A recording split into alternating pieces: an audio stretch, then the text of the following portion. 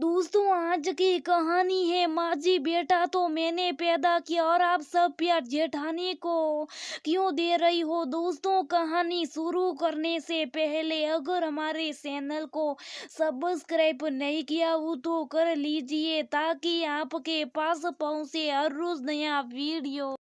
अरे शीला, जल्दी जल्दी हाथ चला। काव्या और मुन्ना के आने से पहले सारी सफाई हो जानी चाहिए। और हाँ, वो नीली वाली बेडशीट निकाल कर रखी है, उसे ही बिछाना। मुन्ना पलटने लगाए तो स्टोर रूम से 2-4 तकिए निकाल कर नए कवर लगाकर बिस्तर के पास ही रखना। माँ जी, कुछ और काम हो तो बता, एक बार देख भी लीजिए सब ठीक तो है। ये थी नीरजा संदर की बड़ी बहू रंजनी, गृह कार्य में दक्ष और पाक कला में निपुण, दो प्यारी सी बेटियों की माँ। प्रकाश और रंजनी की शादी को 10 साल हो गए थे और इन 10 सालों में रंजनी ससुराल के हर एक व्यक्ति के दिल में बस चुकी थी। रंजनी की देवरानी काव्या डिलीवरी के बाद मायके से ससुराल आ रही थी और ये सब तैयारियां उसी के लिए हो रही थी। नीरजा जी अपनी छोटी बहू और पोते के सौगात में कोई कसर नहीं छोड़ना चाहती थी। उन्होंने इसकी पूरी जिम्मेदारी रंजनी को सौंपी थी। तुमने अपने देख रेख में करवाए तो सब अच्छा ही होगा। ठीक समय पर नीरज अपनी पत्नी काव्या और बेटे को लेकर आ गया। जेठानी ने अपनी देवरानी का स्वागत गर्मजोशी से किया। दादी नीरजा मुन्ने की बुलाए लेते नहीं थक रही थी। इस गहमा-गहमी में और नए लोगों को देखकर मुन्ना रोने लगा तो काव्या उसे लेकर कमरे में चली गई। अगले 2 दिन तो उसे नई जगह में एडजस्ट करने में लगा। छोटे बच्चे के घर में तो ढेरों काम निकल आते। रंजनी सारा दिन घर के कामों में लगी रहती।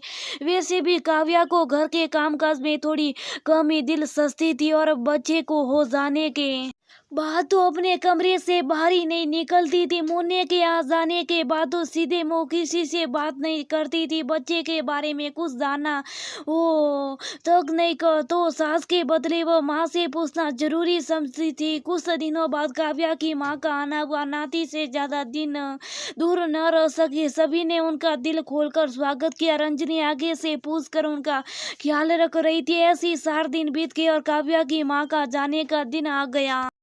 माँ, कुछ दिन और रह जाती। काव्या ने कहा, अभी तो जा रही हूँ, फिर कभी आ जाऊंगी, लेकिन तेरे लिए मेरी एक सलाह है। तुमने इस घर को वारिस दिया है, बेटे की माँ। इस घर को जो कुछ भी है वो तुम्हारा। बेटियों तो पराई होती है। तेरी जेठानी की बेटियों एक दिन ब्याह कर ससुराल चली गई, फिर तो समझो सब कुछ तुम्हारा ही है। मालकिन बनकर रहना, इस घर की चीजों पर अपना हक समझो। जब से मैं आई हूँ देख रही तेरी जेठानी की सलरी बहुत ही चालाक है। वो जानती है कि अब तुझे बेटा हो गया तो इस स्कूल का वंश वही बढ़ाएगी और यहाँ की संपत्ति पर उसी का अधिकार होगा। तुम्हारी जेठानी अपनी बेटियों के भविष्य के लिए सास के आगे पीछे घूमती रहती है। ऐसा मत होते दो। अपनी और अपने बेटे की अहमियत बताओ। आखिर अपनी सास को पोते का मुंह दिखाए तुमने। काव्या भी अपनी माँ की बातों में आ गई। कुछ दिन बाद मुन्ने की तबीयत खराब हो गई। काव्या रसोई घर में पानी गर्म कर रही थी। काव्या को रसोई घर में देख रंजनी ने कहा, अरे कुछ काम था तो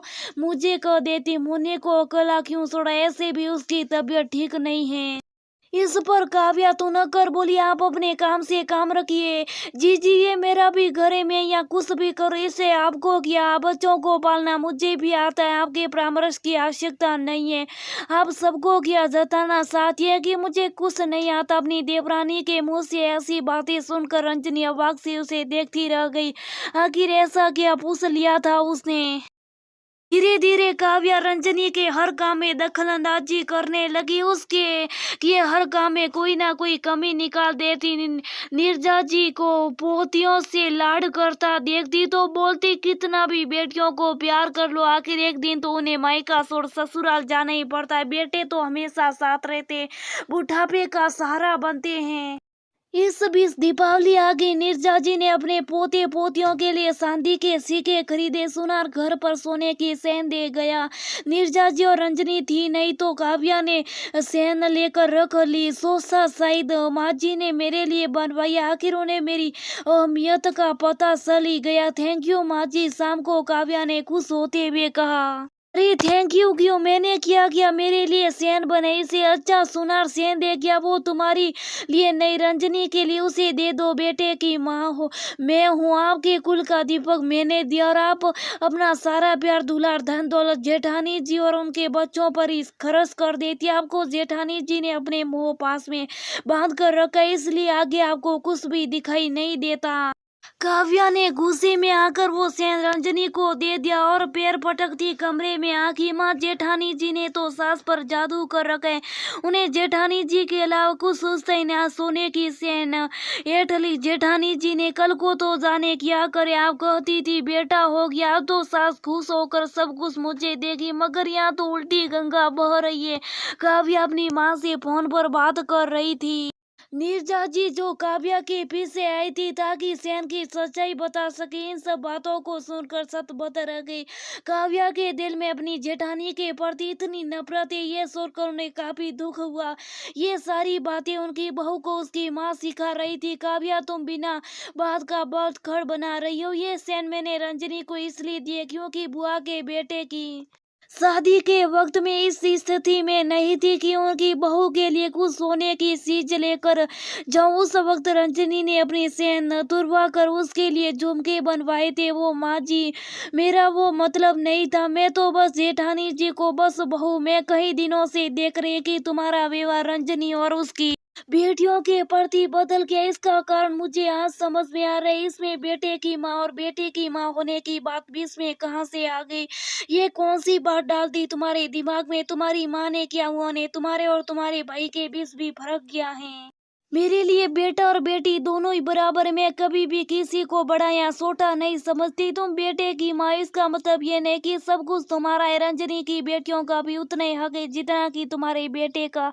मैंने कभी भी अपनी दोनों बहुओं में कोई फर्क नहीं किया। अगर तुम्हें इस सोच के साथ इस घर में रहना है तो माफ करना बहू, तुम अपना घर अलग कर लो, क्योंकि मेरे घर में कलह हो ये मैं बिल्कुल भी बर्दाश्त नहीं कर सकती। रंजनी तुम्हें छोटी बहन सा मान देती, मगर तुम उसे बड़ी बहन का सम्मान न दे पाई। मुझे माफ कर दीजिए माँ जी, मैं बहकावे में आ गई थी, आपके और जेठानी के प्यार को समझ ना सकी। बेटा पैदा होने के बाद मेरी माँ ने मेरी आंखों पर लालच की पट्टी बांध दी थी और कहा ये दुनिया की रीत है कि ससुराल में बेटों की माँ ही पुष होती हैं, सब कुछ उनकी हिस्से में आता है। बेटियों की माँ को तो हमेशा झुक रहना चाहिए, तभी उनकी बेटियों का भविष्य सुधरता है।